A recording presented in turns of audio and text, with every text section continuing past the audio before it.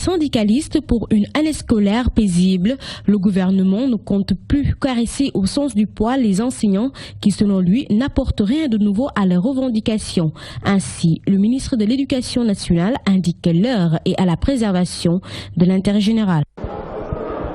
À partir de ce moment où toutes les propositions qui pouvaient être faites par le gouvernement ont été faites, le gouvernement a la responsabilité de concilier le droit de grève et la préservation de l'intérêt général des populations par les instruments juridiques dont le peuple sénégalais s'est doté. Pour ainsi continuer les services de l'éducation, Serigne Mbaye Thiam précise que l'État ne va plus rien. 26 milliards ou 27 milliards, on ne peut pas dire que les mises en solde, on va les porter maintenant de 10 000 à 15 000. Il n'y a pas d'autres propositions possibles. En ce moment-là, il reste d'utiliser les instruments qui sont des instruments légaux. L'État a envoyé depuis ce mercredi la lettre de réquisition pour que les notes soient rendues aux élèves. Par ailleurs, il a maintenu la date des examens. La rétention des notes est illégale. Les notes doivent être rendues aux élèves. Dans tous les cas, le gouvernement ne peut pas y échapper. Si on essaye de caresser dans le sens du poil les enseignants et de ne pas exiger les notes, c'est les élèves qui font la grève. Le certificat de fin d'études élémentaires est programmé pour le 21 et le 22 juin. Le baccalauréat, il y a le 8 juin pour le baccalauréat de philosophie, l'épreuve anticipée de philosophie, mais les épreuves du baccalauréat vont démarrer le 11 juillet. Pour l'heure, il est question de 3 millions d'élèves qui risquent de perdre une année sur 90 000 enseignants qui réclament le respect des engagements signés par la tutelle, d'où pour Serigne Mbaye Thiam de concilier le droit de grève et préserver l'intérêt général pour sauver l'année scolaire. Les syndicats d'enseignants du moyen et secondaire comptent saisir la justice. Selon eux, l'État viole les règlements et lois en vigueur au Sénégal. Les camarades de Mamadou Lamine Dianté affirment que la rétention des notes est tout à fait légale. Ils demandent au gouvernement de régler les salaires et les indemnités de logement des enseignants au lieu de les menacer. Le grand cadre et le QSAM sont fait face à la presse cet après-midi. Voici Mamadou Lamine Dianté au micro d'Abigay. Malheureux de constater que ce cadre d'échange et de prise de décision pour la résolution des problèmes sectoriels des Sénégalais que constitue la réunion solennelle du Conseil des ministres a plutôt servi de base pour la formulation de mesures coercitives à l'endroit d'honnêtes citoyens dont le tort est de lutter pour l'avènement d'une école de qualité. Une lecture correcte de cette décision grave montre plusieurs facettes que le gouvernement a eu du mal à dissimuler depuis le démarrage de cette crise. Cette décision représente par ailleurs une violation systématique des lois et règlements en vigueur dans notre pays. Nous devons dire que la rétention des notes est une mesure tout à fait légale, parce qu'aucun texte de loi ne l'interdit. Le ministre lui-même a dit que ce n'est pas normal, donc il fait une appréciation de notre méthode de lutte. Il n'a pas convoqué de texte de loi en parlant de la rétention des notes, comme il l'a fait en parlant de la réquisition. Maintenant, on choisit de mettre à rude épreuve l'autorité des gouverneurs. Le président de la République avertit les enseignants qui ont utilisé la rétention des notes comme moyen de pression sur l'État, ainsi que les professionnels de la santé qui sont en grève depuis quelques semaines n'ont qu'à bien se tenir. Soit ils renoncent à leur mouvement d'humeur de leur propre chef, soit le gouvernement les y obligera. Des menaces qui ne semblent pas ébranler ces syndicalistes. Ils sont plus que jamais déterminés à poursuivre le combat. Lustina Sagna. Le ton est ferme, le président Macky Sall exige des syndicats de l'enseignement et de la santé l'arrêt immédiat de leur mouvement d'humeur. Des menaces qui laissent de marbre les concernés. Selon ces derniers, la force n'a pas sa place dans un état de droit. Les réquisitions, c'est dans des républiques où il n'y a pas la démocratie. Donc l'État utilise la force pour contraindre les enseignants à rendre les notes. C'est vraiment dommage. Or, l'école devait être un espace de paix, de dialogue et dialogue sincère et que les partis également se fassent confiance. Malheureusement, tel n'est pas le cas. Et pourquoi ils ont rompu le pacte de confiance? Parce qu'ils ne respectent pas leurs engagements. Le président de la République, monsieur le président, s'il vous plaît, je m'adresse à vous. Prenez toutes les informations avant de prendre une décision. Parce qu'en réalité, les informations qu'on vous donne, c'est pour vous rouler dans la farine. Les gens ne vous disent pas la vérité. Monsieur le président, prenez les informations, s'il vous plaît, prenez les informations. Il est grand temps, le secteur de la santé est en train de déborder. Que les gens ne nous poussent pas à des excès. Nous sommes assez responsables. Réglez ces questions. Si toutefois le chef de l'État met en exécution ces menaces, il se heurtera à des travailleurs engagés et prêts à continuer le combat jusqu'à obtention de gain de cause, à en croire ces syndicalistes. Nous nous conformerons à la loi. Si effectivement, par rapport à la loi, c'est en adéquation avec la loi, il n'y a pas de problème. Mais si ce n'est pas en adéquation avec la loi, mais on se battra jusqu'à la dernière énergie. Nous avions pris nos responsabilités. Nous sommes des syndicats. Donc les gens nous disent qu'il y a sanction, qu'il n'y a pas sanction. Ce n'est pas ça le problème. C'est qu'à partir du moment où nous avions pris nos responsabilités, on sait également ce qui nous attend. Mais que l'interlocuteur d'en face sache également ce qu'il attend. Parce qu'il n'a pas affaire à des enfants de cœur.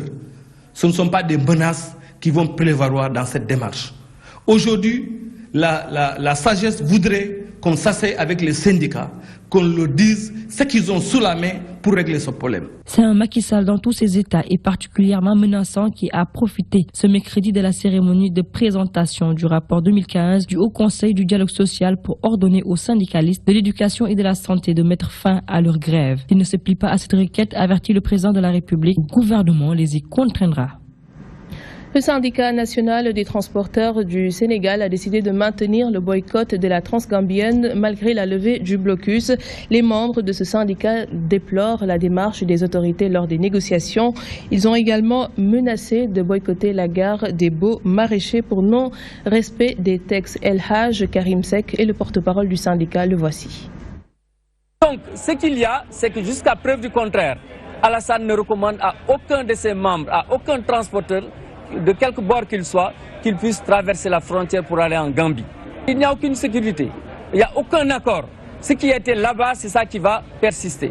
Entre la Gambie et le Sénégal, nous avons décidé de garder le statu quo, c'est-à-dire nous n'autorisons pas, nous ne soutenons pas ceux qui acceptent d'aller en Gambie dans les conditions actuelles. Ce qui est de la gare routière des Beaux Maraîchers, nous avons été respectueux des lois et règlements de ce pays, en rejoignant la gare après avoir signé un protocole d'accord. Ce protocole d'accord n'a pas été respecté en plusieurs points. Nous avons tout de même accepté d'aller avec, de faire avec. Il n'y a qu'une seule gare routière publique urbaine, interurbaine ici au Sénégal. C'est la gare de Beaux Maraîchers. C'est des pompiers, on l'a transféré ici. Donc ceux qui ne veulent pas respecter ces lois et règlements ne doivent pas être protégés par la loi. Ce n'est pas possible. Tous ceux qui sont en dehors de la gare, dans des gares flottantes et dans des gares soi-disant privés, mais qui ne sont même pas encore reconnus par l'État, doivent rejoindre la gare. Il y a suffisamment de place pour tout le monde. Quand on nous dit que oui, il y a 1500 places ou 2000 places, ce n'est pas vrai, ça n'a pas de sens. Parce que les cars bougent, les véhicules bougent. Si tout le monde rejoignait ici, toutes les 5 minutes, il allait y avoir des départs. Alors, on ne peut plus continuer à attendre. C'est dans cette deuxième phase, c'est dans cette situation-là que nous disons que si maintenant l'État n'accepte pas de résoudre le problème jusqu'au 6 de ce mois, enfin du mois à venir, du 6 juin, nous allons prendre nos propres mesures. Le CNES, l'UNACOIS, Diapo, le MEDES et l'ANASEF prônent l'unité syndicale à la veille des élections du président de la Chambre des commerces de Dakar. Les responsables de ce syndicat attirent l'attention sur les problèmes qui peuvent empêcher la stabilité économique du pays. Voici Soyibou Gueye. Le CNP, la CNES, l'UNACOIS, Diapo, le MEDES et l'ANAFES pour aujourd'hui montrer l'unité du patronat sénégalais à agir ensemble dans le cadre des élections des chambres de commerce. Nous avons indiqué que le secteur privé s'est accordé pour présenter une liste, désigner le moment opportun un candidat. Ce point de presse a été également l'occasion pour nous de présenter les inquiétudes que nous avons relativement au décret de 2003 qui organise les élections vers lesquelles nous allons. Nous avons attiré l'attention du gouvernement sur la nécessité de veiller à définir un cadre qui ne laisse pas la porte ouverte à des contentieux au cours ou après les élections. Et nous avons montré notre volonté à aller de façon sereine vers ces élections pour que la paix sociale soit sauvegardée, pour que le climat des affaires ne soit pas perturbé, pour une bonne mise en œuvre du PSE, le programme Sénégal émergent. Réaffirmer la volonté du secteur privé de réserver la place qu'il faut au genre, à la gente féminine, et montrer notre détermination à œuvrer pour que le climat soit apaisé, pour que les élections ne laissent pas la porte ouverte à des contentieux demain qui perturberaient éventuellement l'activité économique. À Dakar, plus de 300 immeubles menacent ruine, ce qui représente un véritable danger pour les populations. C'est pourquoi les autorités ont pris la décision de vider certains de ces immeubles de leurs occupants. L'occupation irrégulière de ce genre de lieux interpelle le directeur général du patrimoine bâti. Plus de détails avec Ababakar Sadir-Top. Des immeubles calamiteux habités par des occupants irréguliers. C'est le constat qu'on pouvait faire à l'immeuble Pasteur qui avoisine l'Assemblée nationale et le bâtiment situé à côté du marché Kermel. Les autorités prennent le taureau par les cornes. Il y a eu des occupants irréguliers qui pendant des années ont eu à l'occuper d'une manière irrégulière. Alors que ceux qui étaient là ont été déguerpis parce que seulement le bâtiment était devenu un danger.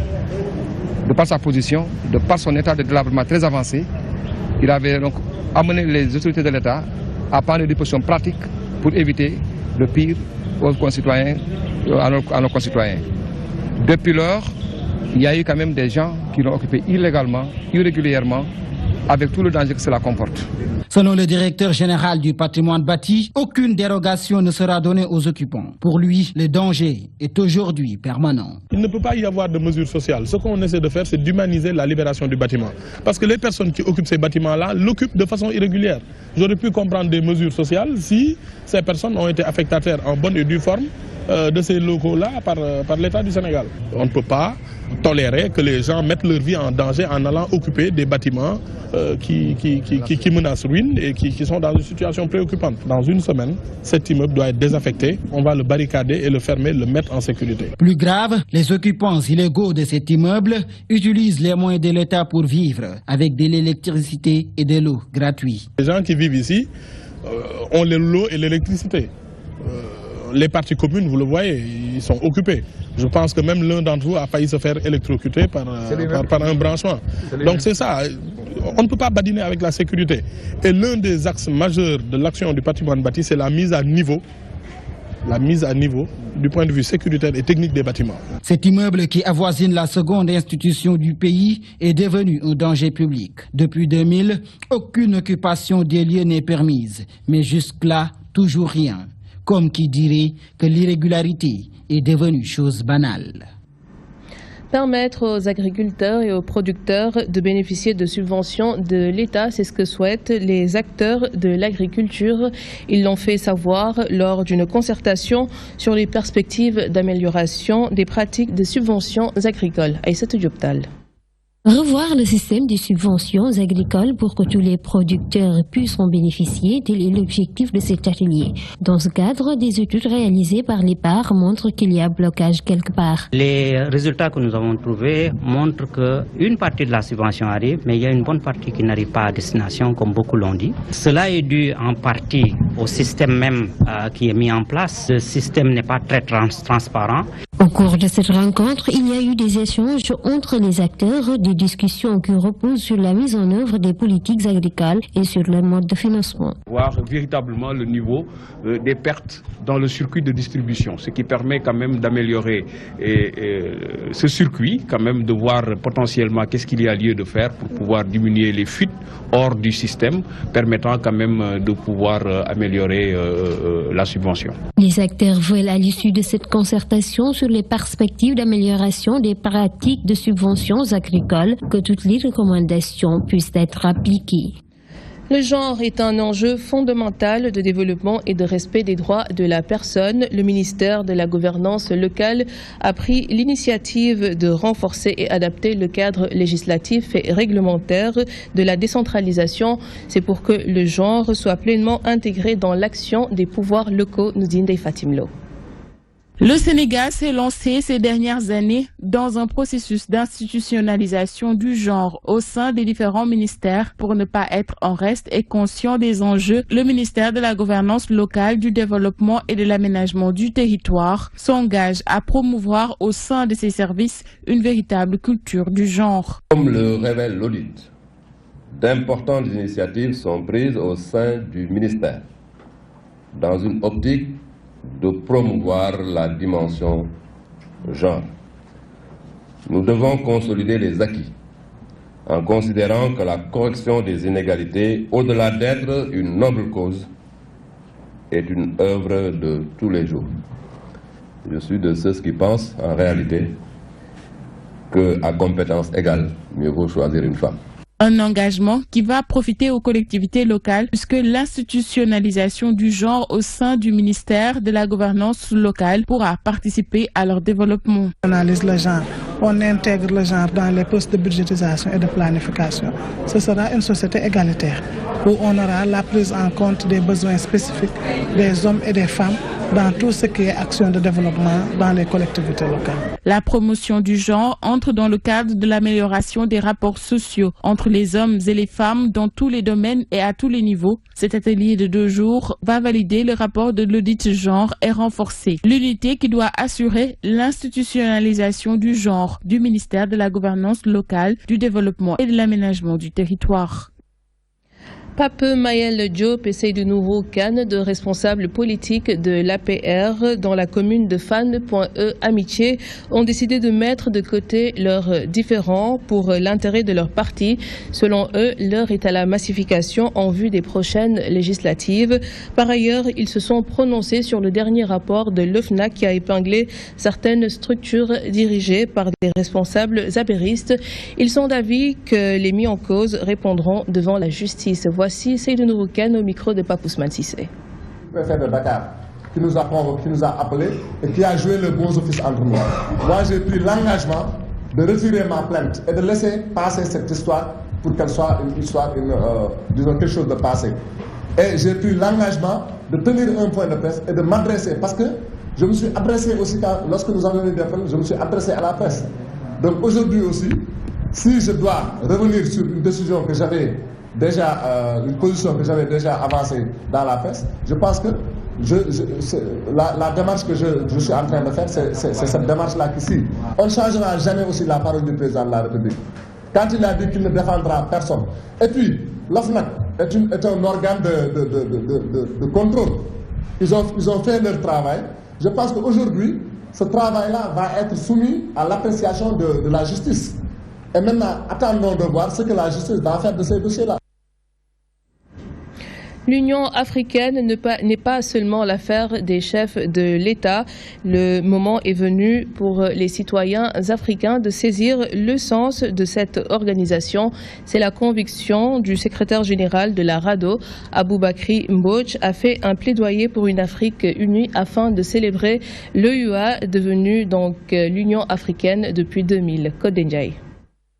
Après l'ambassade de la Mauritanie au Sénégal, c'est au tour de la RADDHO de célébrer la journée de l'Afrique, moment saisi par le secrétaire général de la RADDHO de faire un plaidoyer sur les organes de l'Union africaine. La journée de l'Afrique a été instituée et chaque année, elle doit être célébrée. Mais pourquoi célébrer cette journée? Parce que nous considérons que l'organisation de l'unité africaine comme l'Union africaine n'est pas encore ancrée dans l'inconscient collectif des citoyens africains. Et il est de notre devoir, comme du devoir également des États, de faire en sorte que les organes de l'Union africaine soient connus. Pour lui, les citoyens africains doivent connaître ces organes afin de pousser leurs États à appliquer les décisions rendues. Nous essayons aujourd'hui de faire en sorte que ces instruments qui ont été adoptés au niveau continental soient mieux connus par les citoyens à travers la traduction même de ces instruments dans des guides de sensibilisation, en langue nationale. Voyez donc, là c'est un travail que nous sommes en train de faire pour vous dire effectivement que l'Union africaine, de la même manière que les instruments et les organes qui existent ne sont pas connus par les Africains eux-mêmes, ce qui pose le problème effectivement de la mise en œuvre et de l'application de ces instruments. La journée de l'Afrique est célébrée selon la RADDHO dans toutes les sous-régions de l'Afrique. Une campagne de sensibilisation sera menée pour une meilleure connaissance de l'Union africaine. Sur l'international, nous irons en France, en Ouganda et en RDC où la manifestation de l'opposition à Kinshasa a été dispersée par la police. Plus de détails avec Aïda Mamoudou Diop. À Kinshasa, en République démocratique du Congo, s'est déroulée ce matin la mobilisation de l'opposition. Des manifestations prévues pour dénoncer l'arrêt de la Cour constitutionnelle qui permet à Joseph Kabila de présider le pays au-delà du terme de son mandat en décembre. La marche à Kinshasa a commencé avant d'être dispersée par la police. Il faut savoir que le convoi d'1 millier de personnes au départ a grossi au fur et à mesure. Les policiers étaient au bord des routes en laissant passer les manifestants dans le calme. Les militaires également. Mais très vite, ils ont reçu l'instruction de disperser la foule. L'homme présenté comme le cerveau du double attentat islamiste qui avait fait 76 morts le 11 juillet 2010 à Kampala a été reconnu coupable de terrorisme par un tribunal de Kampala. Sa peine devant être prononcée lors d'une audience distincte la semaine prochaine. Issa Louima est coupable de crimes de terrorisme dont il est accusé, a déclaré le juge devant la cour de Kampala, qui devait par ailleurs rendre une décision sur la culpabilité de ses 12 co-accusés. À Paris, des affrontements ont éclaté entre les policiers et les manifestants cagoulés qui ont quitté le cortège. Le blocage des raffineries de pétrole et des dépôts de carburant occasionne pour le moment le plus de perturbations. Mais de nouveaux secteurs stratégiques de l'économie française se mettent aussi en grève. Toutes les centrales nucléaires ont voté la grève et 12 ont baissé la charge la nuit dernière, ce qui a déjà pour conséquence une baisse de production de l'électricité de 5000 MW. En sport, nous parlons de la préparation du match Burundi-Sénégal du 4 juin. Les Lions jouent ce samedi à 15 h contre le Rwanda. Match important pour le groupe d'Aliou Cissé qui a besoin d'un point contre les Burundais pour décrocher sa qualification à la CAN Gabon 2017. Pape Kouli Diop, le milieu de terrain sénégalais, reste confiant pour cette rencontre. Le voici. Ça fait toujours plaisir de revenir en équipe nationale, de défendre les couleurs de mon pays. J'étais blessé, après j'ai repris mon niveau, donc voilà, le retour est naturel. Donc voilà, ça fait plaisir. Donc petit à petit, on s'est entraîné aujourd'hui et voilà, petit à petit on prépare le match. La concurrence elle est rude partout, elle est en club, en équipe nationale, partout. Maintenant, c'est au coach de faire des choix et on va les respecter. Et on est en train de s'entraîner petit à petit. On va essayer de faire le meilleur match possible contre une équipe de Rwanda et après on va partir à jouer contre le Burundi. L'autre milieu de terrain du Sénégal pense que le groupe reste concentré sur les deux rencontres. À l'image de Kouli Diop, Idrissa Gana Gueye est aussi confiant et pense que l'équipe aura les moyens de s'imposer. Nous l'écoutons. Il manque encore quelques joueurs, mais on est bien installé. On s'entraîne comme il faut, tranquillement, pour préparer d'abord le match amical contre le Rwanda, après pour la qualification contre Burundi. Le climat est bon, il fait pas très chaud. On joue sur un terrain synthétique, même si on n'a pas trop l'habitude de jouer dessus, mais on s'adapte. Voilà, on est plutôt content des installations et de l'accueil que nous ont fait les Rwandais. C'est tout simple, comme d'habitude, toujours être derrière nous et faire des prières pour nous. Le dossier de ce jeudi met l'accent sur la robotique au service de l'agriculture. Un concours a été organisé à cet effet. Plusieurs élèves étaient en compétition. Les autorités veulent améliorer plutôt les rendements de l'agriculture par le biais de la science et de la technologie. L'objectif est de pousser les élèves à s'approprier ces différentes matières. Un dossier de Fatou Bintou Diagne. Près de 200 élèves venus de 26 établissements ont été mis en compétition sur la robotique. Ces jeunes doivent travailler sur des sujets qui ont un impact réel sur leur quotidien, mais sur l'agriculture. Ceci pour encourager les élèves à s'approprier la science et la technologie. Ce programme a pour mission vraiment de développer les STEM, les sciences et technologies au niveau des enfants. Parce qu'on s'est rendu compte de moins en moins nous avons des scientifiques dans nos universités. Alors que le développement d'un pays ne peut se faire sans la maîtrise de la science et de la technologie. Il s'agit pour ces participants de concevoir des solutions pour l'amélioration de l'agriculture par une utilisation de la science et de la technologie. De l'agriculture, je pense que c'est évident, parce qu'aujourd'hui le Sénégal, par rapport à la volonté du président de la République de réaliser l'autosuffisance alimentaire au Sénégal, donc on ne peut faire une activité qui a trait à la science et la technologie sans le mettre en rapport avec la volonté politique. Le lycée John Kennedy, Blaise Diagne, Mariama Ba ont été les vainqueurs. C'est un prix qu'on n'espérait pas.